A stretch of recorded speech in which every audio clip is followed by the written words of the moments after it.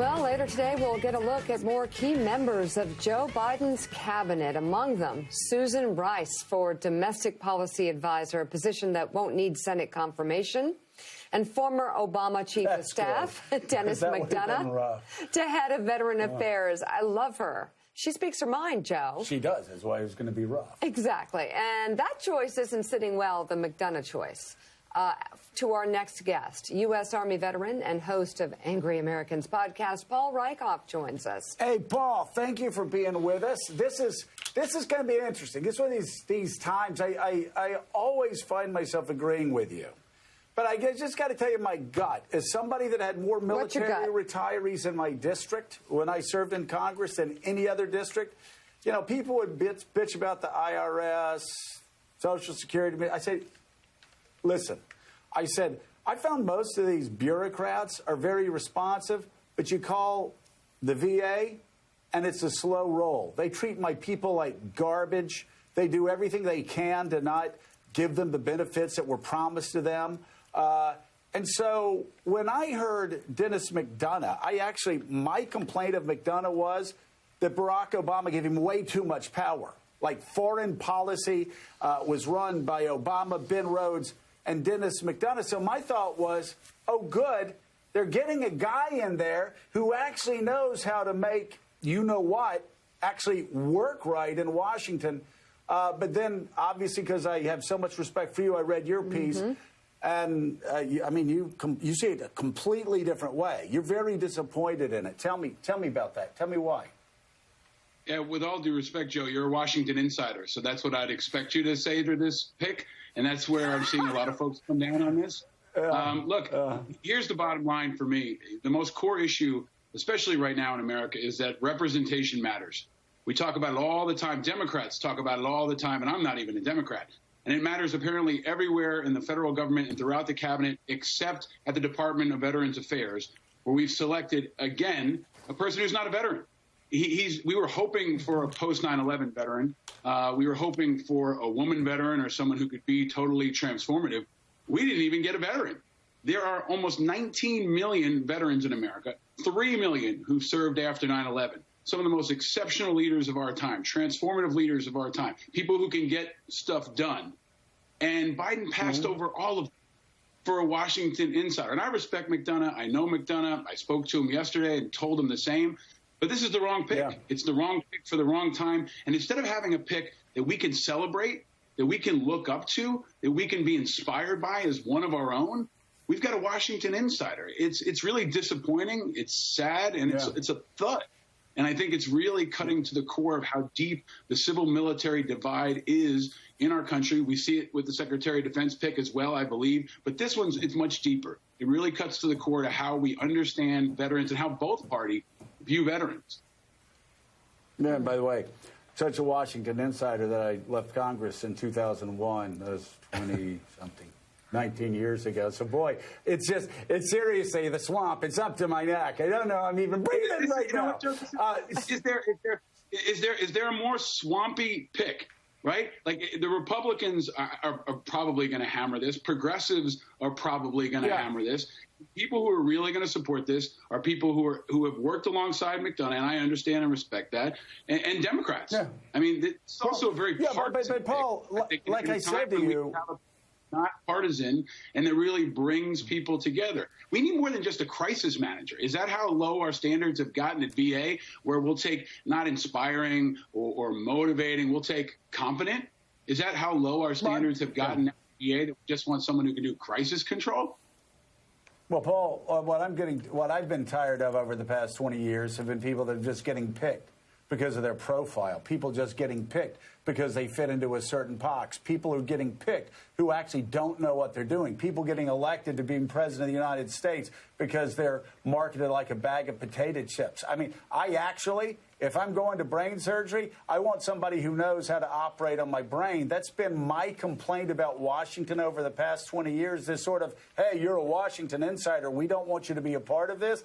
That's one of the reasons why I felt okay about McDonough. Again, I had been critical of McDonough when he was in the Obama administration, mainly because Barack Obama had collapsed his entire foreign policy apparatus to McDonough, Rhodes, and Obama.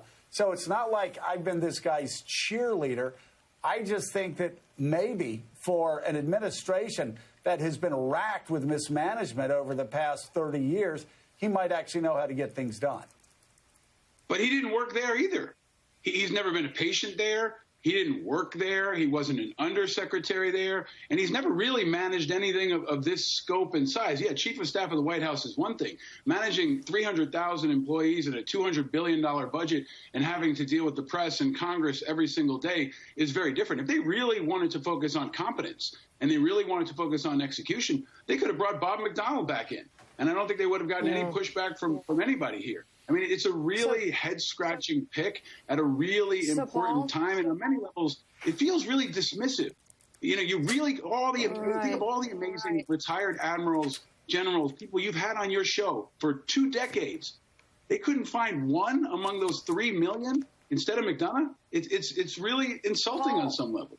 Paul, you're coming on real strong here against this, and I'm curious because the group Vote Vets is very supportive of this choice.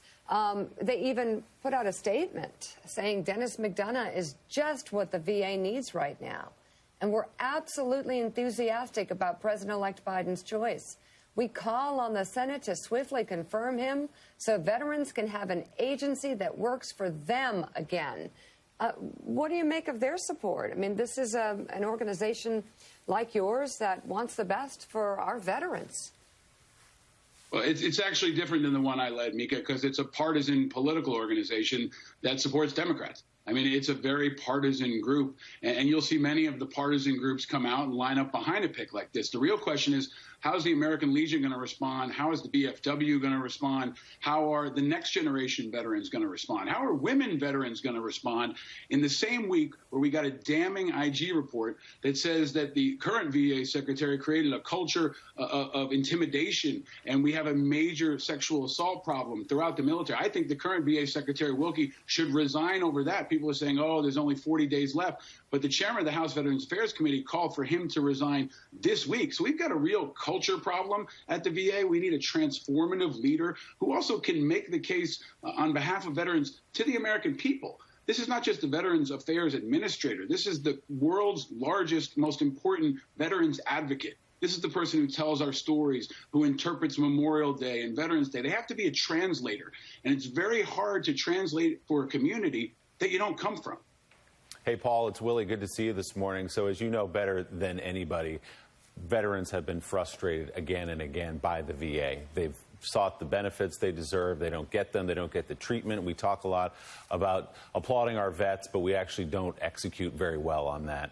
So what are the challenges for Dennis McDonough? It's going to be him against your protest, I understand.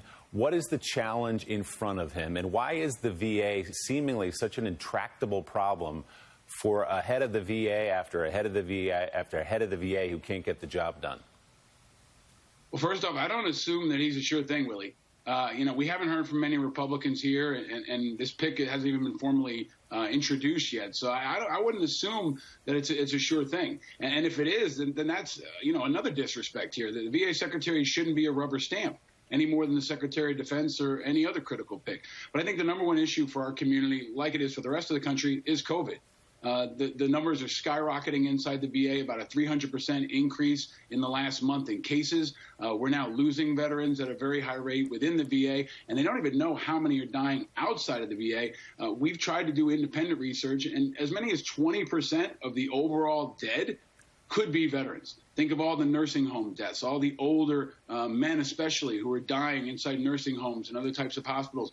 Many of them are World War II veterans. So we've got a serious problem here. Now, the silver lining is that the VA can be a source of support. It can be the reinforcement. It's going to be the place where the vaccine is distributed. 37 sites were chosen just yesterday and announced to distribute the vaccine. So I think COVID is exceptionally important right now, as it is for the rest of the country. But of course, we've got to talk about post-traumatic stress disorder. We've got to talk about suicide. And the issue right now, front and center for the community after yesterday, is sexual assault. We've got to talk about military sexual assault, how women are treated within the VA and within the military more broadly. These are the issues that are front and center. And I think Dennis McDonough is going to have a hard time representing, understanding, and translating all those issues. All right, Paul Rieckhoff, thank you very much for your point of view. Thanks for coming on this morning. Always good to see you.